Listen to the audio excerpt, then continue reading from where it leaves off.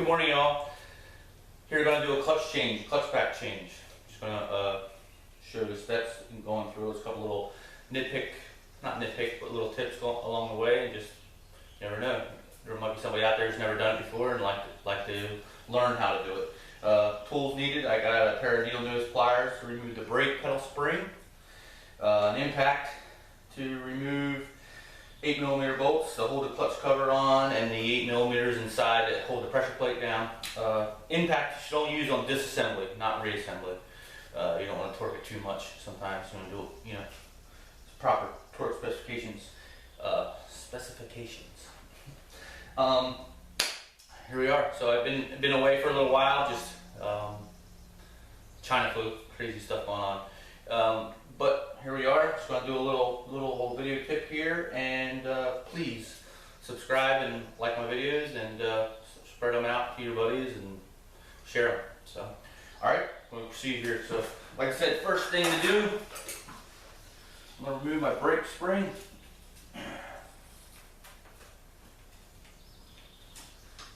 Struggling with it already.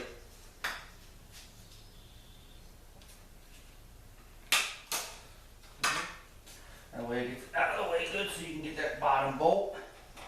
Impact, 8mm. She's ready to roll.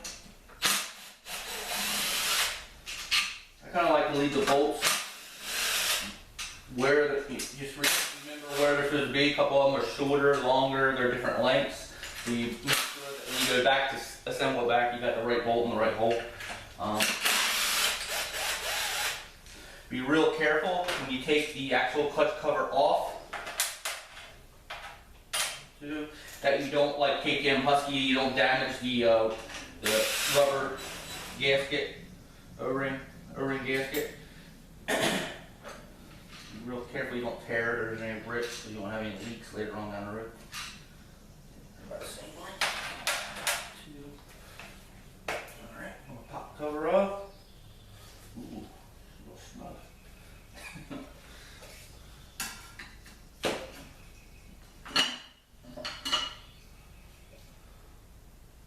Gasket looks pretty good.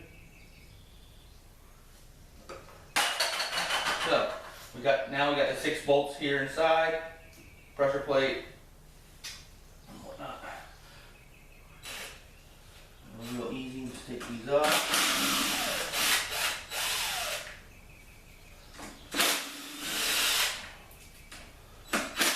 Sometimes for some, depending on the part, or, what you're doing, it's not a bad idea if it's a lot of moving parts to take a picture. Take a picture so you know what's going on, where things go.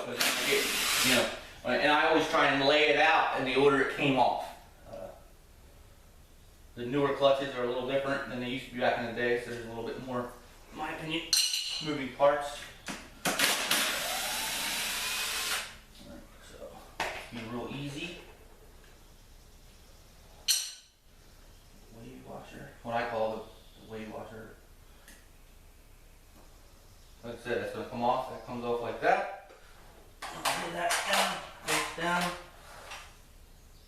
Pull the pressure plate. Now, when you pull the pressure plate, I always try and push in on the center because I don't want that push rod to come out with it, especially all the stuff that comes out with it too. Because you don't want to lose it. Pull the plates off with it, kind of stuck to it. There's the pressure plate. Now down in the pressure plate with the push rod, there's a washer and whatnot right here. It sits. Make sure that just stays in the center, and just pull them off in the order they came. And obviously you see that there was a fiber on the outside, obviously against the pressure plate. Make sure you just always go back in with the same amount of stuff. I've obviously drained the oil already. I think you can do it with the oil still in it. But, if you're going to put clutch plates in it, why would you put new clutch plates in and not change the oil? So, it's a good idea to change the oil. Let's see if we can reach down in there. Get oil. Be careful because you got to pull these pins out as well. That's right. I'm going to get one more stack and then I have to pull those pins out and I'll show you what I mean. Oops.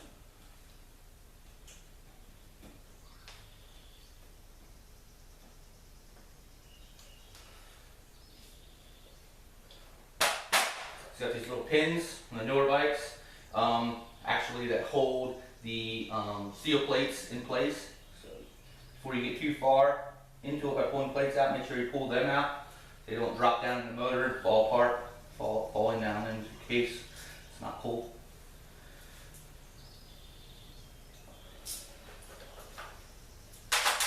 Land in there. A couple more here. Got a little awl. A little awl to get the rest of them out. Just one steel plate left.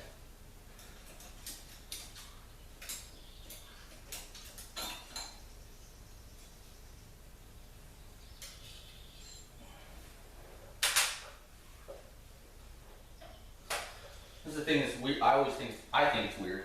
Steel plate goes in first, and the outside is a fiber, which is different than I remember growing up. It was always, on the older clutches, it was a fiber against the inside inner basket, and the outer clutch pressure plate. So it's a little different. Another thing, okay, so the new pack I got ready to roll. I got it in the mail. Just took the plastic bag and the pack out of the box, obviously, and I filled it with oil. The oil that I use 1540 Rotella. Dumped some oil in there. It's been soaking for about overnight. Just to get the oil around the plates so they're not really dry, super dry when you go to put them in. It's a little bit, it can be a little bit messy, but just be careful in what you're doing. Use paper towels, you got some rubber gloves, and it's the idea that they're already soaked. And they should come, if you get the actual pack, you know, steels and fibers together, should already come ready to roll, how they come in and out. And there's an inner and an outer. And if you're going to go in with them, you know, individually like we're going to do here, make sure the sharp edge, if you feel the steel plate, there's a rounded edge and there's a sharp edge. The sharp edge always goes facing out. Okay?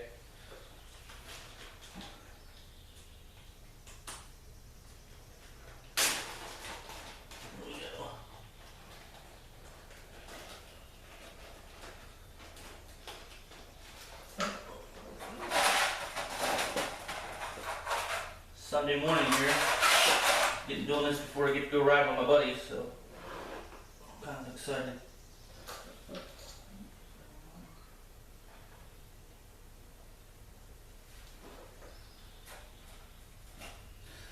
See, I was wrong. It's steel and steel. There's the steel. That's what's weird to me. It's a steel on the outside, steel on the inside. Alright, so the S, according to this plate, is the plate goes in first. Alright, I'm just going to go in the order I took them off. Because there is different thicknesses, I believe. Okay, I'll put the one. So I can line my pins back up. I'm going to get a couple in there first before I do that. But it's important that they go in order and that S goes in first on a stock OEM, because there is different thicknesses in the actual plates, I believe. I've been told that. Just be real careful, take it off slowly. Like I said, in the order it, you know, came off, kind of stack it that way, so if there's any questions or issues, there shouldn't be.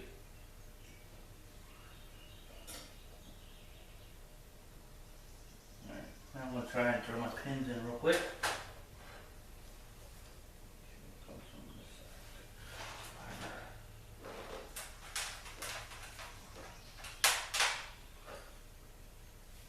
Put my pins back in the holes.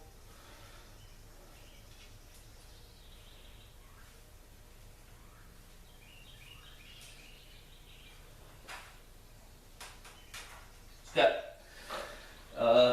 300 hours on this bike. 300 hours, I know I've done a video on that and everything. When I got the bike, I did get it used. Had 20 hours on it, and he did replace the clutch because he has clutch issues. So I've gotten over probably over 250 hours, 270 hours or so on this clutch for replacing it, which is pretty good in my opinion. So I don't think I'm hard on a clutch, but after use they do obviously start to slip a little bit.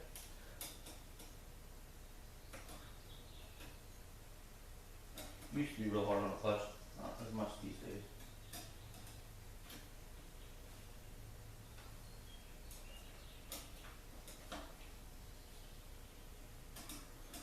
And like I said, I'm kind of adamant about having them soaked in oil, so at least when you put them on, there's always oil in between each plate. So when you go to put it together, it's got more feel. If it's dry, you got to pull the clutch in and out with the bike running, slap some oil around to get it in between the plates. It's always a good idea to have some oil on them already, in my opinion.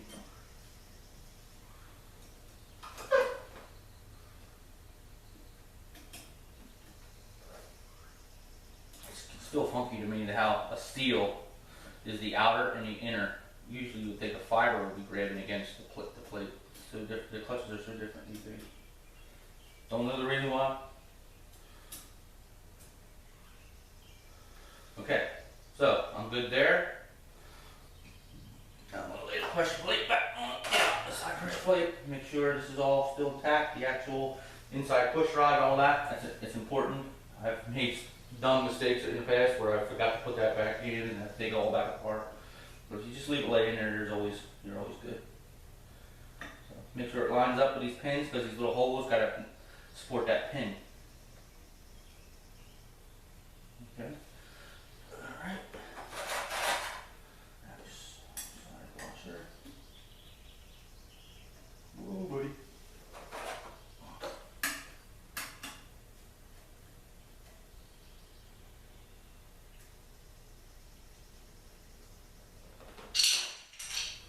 Got some bolts started. Tastes real good in my mouth. Oil.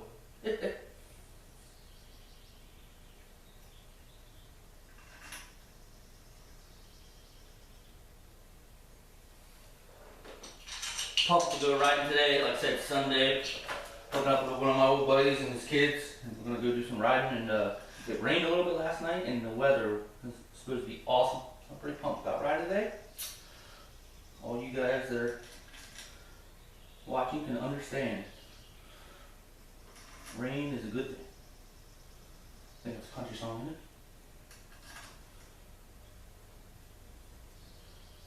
it? Okay. So we're good to go. Like I said, on reassembly, I'm going to take these rubber gloves off so I don't get all over everything. Reassembly, you don't want to use the impact. Just run it back in. Always cross tighten. I'm going to run it down pretty snug and then go back around it again. But always go back and forth across from each other. I'm going in a circle. Sometimes it'll go down sideways.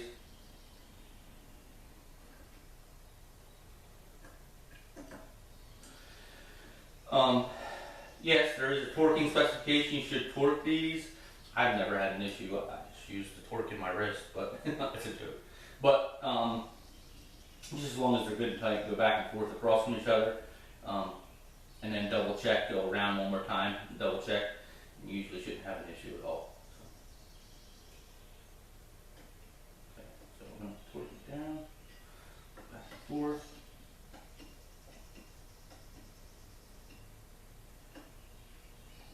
Bottomed out. Both bottomed out right there. And I'm going to go back and forth again, across from each other.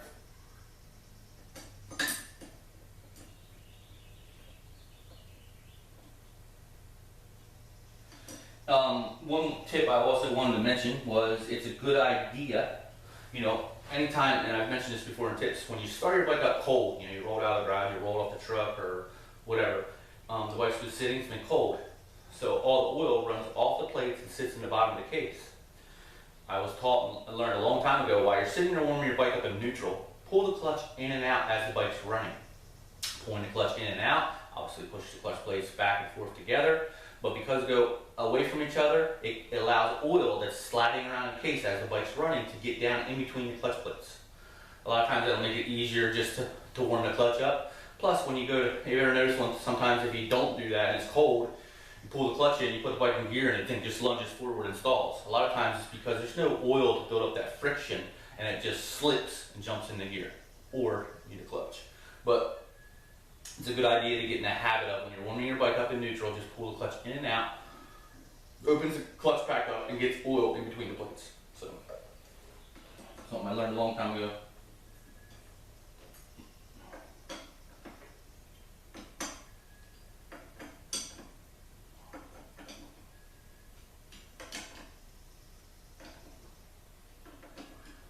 Double checking, going around each one. Bottomed out here pretty good. Tight. You don't. I just go tight to where once it stops, just a little bit, and you don't want to force it even further. I don't have an issue and then have to pull it all back apart and replace your inner hub. Wiping off any excess oil, and when you got where the gasket meets the side cover surface.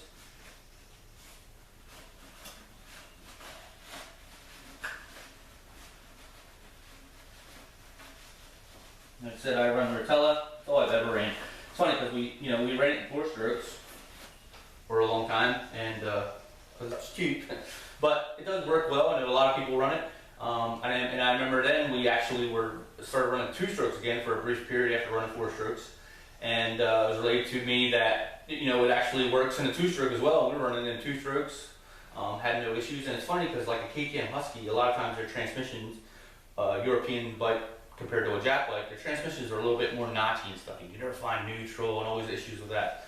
And you would think maybe it's like, man, it's real sensitive to oil. Usually in the past we've thought or learned, but with Rotella, never had an issue. So, and I'm not sponsored by Rotella or anything like that. And I know some people will disagree, and that's fine. Everybody's got an opinion. So, but I myself have never had an issue. Not wood. Clean this cover off.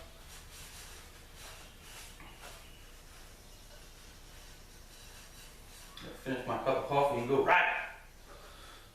So we're good.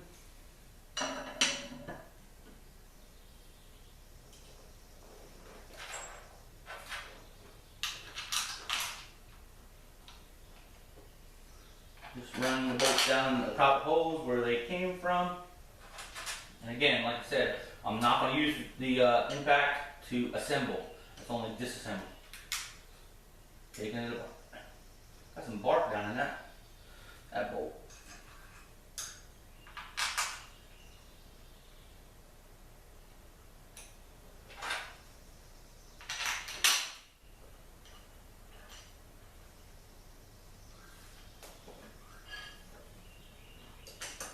Okay. The brake spring's probably going to be a bear to put back on, like it was a big up, but it's all good. Same thing again with this. I like to kind of go down, but cross tighten loose, all the way around like snug, and then cross tighten again, just back and forth. You don't want to just go all the way tight with one, and then start. Just go down snug, and then start going tighter. So if you snug.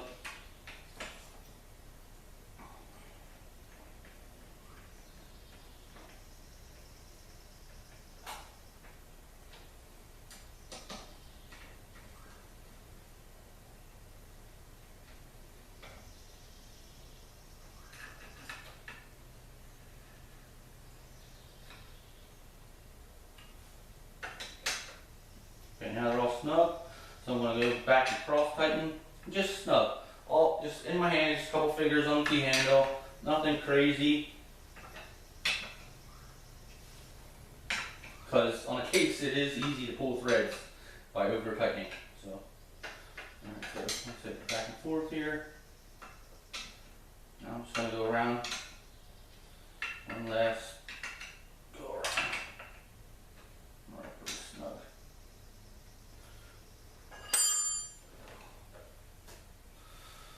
Let's see what happens here.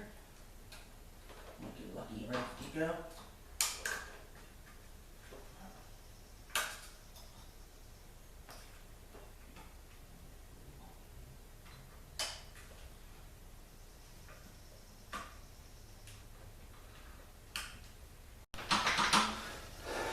Alright, so there is how you change your clutch plates in your KTM or Husky. A lot of times jack bikes are the same, but there's different clutches. A lot of times they have the springs in the center, clutch springs obviously. This is a little different, it has that big wave washer to replace the springs. I'm not a big fan of that. I always like the old school way, but just the way it worked a lot different before, but it works and it gets by. So that's how you do it. Please like, subscribe, let me know your comments, your feelings, and I'm gonna keep it rolling.